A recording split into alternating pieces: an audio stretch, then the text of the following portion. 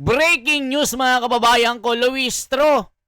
Grabe itong nangyaring itong backlash na ito mga kababayan. Mga kongresista ay nagsiatrasan na po mga kababayan sa pagpirma ng pro-impeachment laban kay Sara. Halaka. Karma is coming na ba mga kababayan ko? Dito po sa balita ng Bilyonaryo News Channel, ilang kongresista nag-withdraw na umano ng pangalan sa draft ng resolution ng pro-impeachment ni Sara Duterte. Anong ibig sabihin nito mga kababayan? Nako po, aburido si Luistro de Lima. Nako, napadapa sa sobrang iyak na mga kababayan. Yung mga congressman na umuusig kay VP Sara Duterte, yung mga pumirma, nagsibaliktaran, halaka mga kababayan ko. Ngayon po, ipakita natin itong balitang ito. Dito muna kay The General's Viewpoint mga kababayan ko. Ano ba ang sinasabi dito? At ipakita natin sa balita sa Bilyonaryo News Channel. Napaiyak di umano si Luistro, bigong-bigo. Parang binagsakan ng langit, parang pagputok ng bulkan sa Mayon, sa Bicol. Aburidong-aburido ang grupo ni Luistro dito. Ito po ang balita. Nako po mga kababayan, magandang balita ito sa mga nagmamahal kay Inday Sara. Parang hindi na matutuloy ang impeachment. Nako po mga kababayan, nakakagulat po ito. Ito ang balita. Magandang araw mga kaibigan. Bigyan natin ng reaction, opinion, itong post ng Feed Your Mind Inc. Pinaalis ng ilang congressman ang kanilang pangalan sa pagiging co-author ng impeachment laban kay Vice President Sara Duterte dahil sa takot ng posibleng political backlash. Ayan na, mga kababayan ko, yan ang sinasabi natin. Tila nagbaliktaran na po ang mga kongresista na maging co-author ng resolusyon ng pro-impeachment laban kay Sara Duterte. Mga kababayan, may katotohanan ba ito? Panoorin po natin dito sa balita ng Bilyonaryo News Channel. Ayan o, ilang kongresista nag-withdraw na umano ng pangalan laban sa draft resolution laban kay Sara Duterte para ma-impeach. Ako, nagsitakutan na mga kababayan ko dahil nga po sa political backlash. Mamaya, meron tayong sasabihin regarding dyan. Bakit kaya? Ito po mga kababayan ng balita. Nako po, ngarag na ngarag itong si Dilima Trillanes. Nako, nag-iiyakan naman. Nag-iiyakan na sila mga kababayan ko. Benny Abante, tila nanginginig habang nagkakape. Mga kababayan ko, ito yung balita. Let the evidence speak! Ang mas mahalagang tanong ay kung nasaan ang pera. Nako po. Nagkakabawian na umano ng pangalan sa draft report na sumusuporta sa impeachment laban kay VP Sara. Pero ayon sa minorya, matibay ang basihan ng mga kaso laban sa pangalawang Pangulo. O kita nyo mga kababayan, tila nagkakabawian ng pirma dito sa draft resolution laban kay Sara ng pro-impeachment. Nako mga kababayan ko, si Dilima para ng sinampal ng karma dito. Yung mga kongresista kasi mga kababayan, ayaw na nilang maging co-author. Dahil nga po sa political backlash, madadali po sila sa 2028, wala nang boboto sa kanila. Isa pa mga kababayan, yung kumakalat na balita ngayon, magiging blacklisted po ito sa isang kilalang reliyon na bumoboto ng unity vote o block voting. Ito po ang kinakatakutan ng mga kongresista na pumirma dito laban sa resolution para ma-impeach si Sara. Yun nga lang, tila nagkakabawian na. Bumaligtad na sila mga kababayan ko. Magandang balita ito. Kaya Luistro, parang nasampal, nabagsakan ng bagyo na Yolanda. Mga kababayan ko, ulitin natin. Ako po, magandang balita ito sa mga nagmamahal kay Sara. Let the evidence speak. Ang mas mahalagang tanong ay kung nasaan ang pera. Nagkakabawian na umano ng pangalan sa draft report na sumusuporta sa impeachment laban kay VP Sara. Pero ayon sa minorya, matibay ang basihan ng mga kaso laban sa pangalawang Pangulo. Yan ang Agenda Weekend Report ni Joel Manalo. Kumpiyansa ang ilang mambabatas na lulusot sa Kamara ang ulat ng House Committee on Justice patungkol sa impeachment ni Vice President Sara Duterte. Sa kabila ito ng mga balitang may mga kongresista umanong nagdadalawang isip na suportahan ito. Ayon kay ACT Teachers Party List Representative Antonio Tino, isa sa mga nagsusulong ng impeachment ni VP Sara, patunay ang unanimous vote ng House Committee on Justice na mayroong probable cause o sapat na batayan ng impeachment para lumusot ito sa plenaryo. Ako, I am very confident na So, kita nyo, mga kababayan ko, ayon dito sa isa sa mga nagsusulong na ma-impeach si Sara, itong ACT Teachers Party List na si Rep. Antonio Tino, na sinasabi dito, I am very confident na makakuha ng mahigit pa doon sa 1/3 na kailangan. 106 votes, yung 1/3 na kailangan para ma-impeach ang Vice President. I'm sure we will get more than that. Pero mga kababayan, sa mga kumakalat na balita, tila binabawi na ang pirma ng mga kongresista dahil takot po sila sa political backlash. Ayan, no? Ilang kongresista nag-withdraw na umano ng pangalan sa draft resolution ng pro-impeachment. Nako po, mga kababayan, tuloy-tuloy na si Sara Duterte. Sa 2028, halaka, mga kababayan ko. Yari na. Sabi pa dito, pwedeng i-convene ang impeachment court basta. Halaka, nung meron kaya, mga kababayan ko, tuloy pa natin ito. makakakuha ng mahigit pa doon sa 1/3 na kailangan. 106 votes yung 1/3 na kailangan para ma-impeach yung Vice President.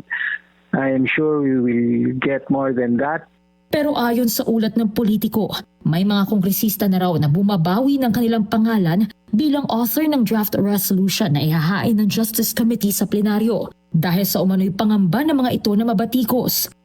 Ayan, mga kababayan ko, marami na sa mga kongresista ang bumaliktad. Binawi ang pirma nila ang mga signatura laban sa pro-impeachment dahil nga kinakatakutan na sa political backlash na alam naman natin na itong ginagawa nila na panggigipit kay Sara sa impeachment na ito, walang resibong matibay. Mga gawa-gawang kwento na kinuha lang sa mga marites sa kanto. Na ayon sa sabi-sabi ni Marites, yung mga sabi ni Trillanes, ni Madriaga ay walang katotohanan. Kaya dito mga kababayan, takot na takot ang mga kongresista na ipagpatuloy ang impeachment na ito. Kaya dito mga kababayan, si Luistro, aboridong-aborido, sila De Lima, nako po mga kababayan, nanginginig na sa takot. Ituloy pa natin ang balitang ito. Gay na naipunto rin ni Tinio. Sa kabila nito, tiwala ang kongresista na mas matimbang ang lakas ng ebidensya para suportahan ang magiging articles of impeachment laban sa bise. O, kita nyo mga kababayan, sapat daw ang ebidensya. Diyos ko po, Tinyo. Alam na ang kulay mo.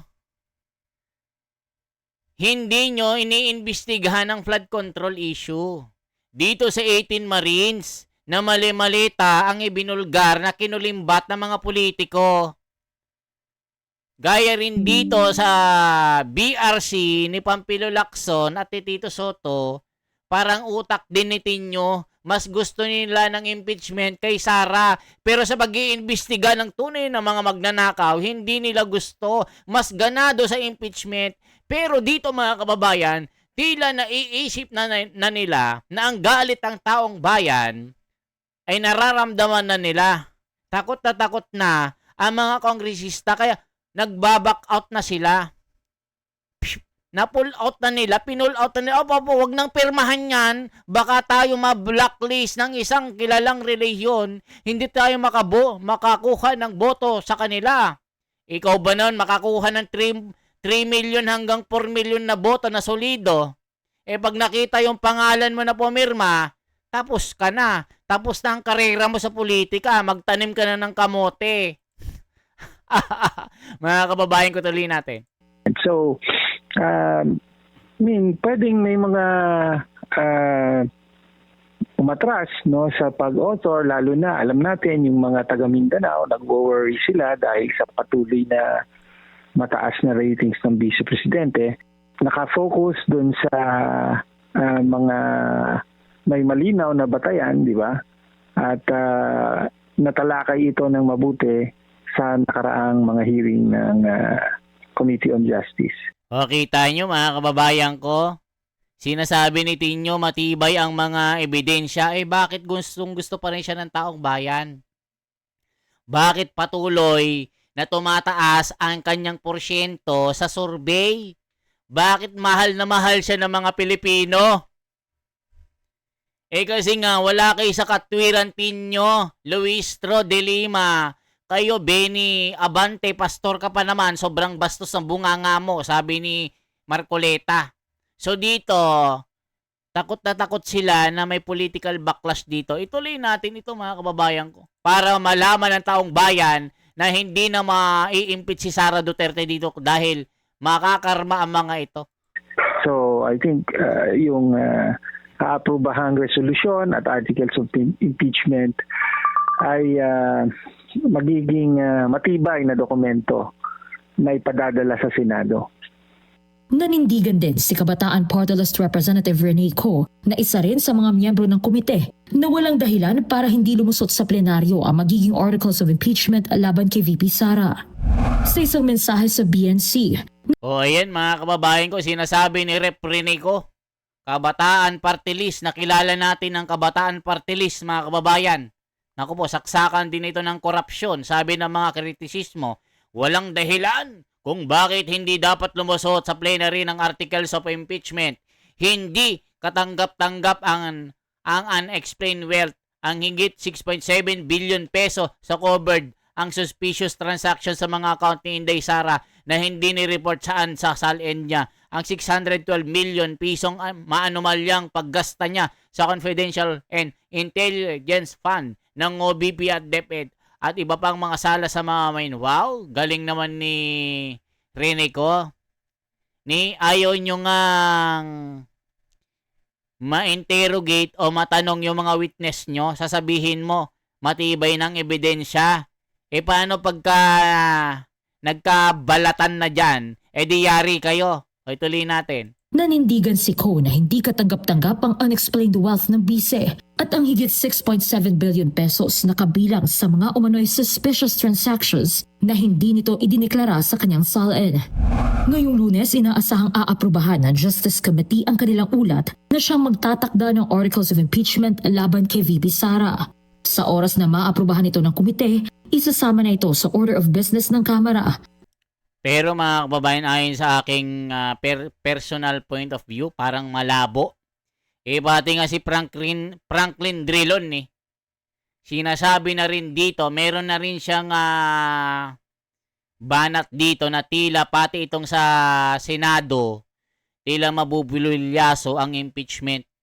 Dahil tila itong si Tito Soto, masisibak din ito mga kababayan ko. Tila questionin ng impeachment na ito.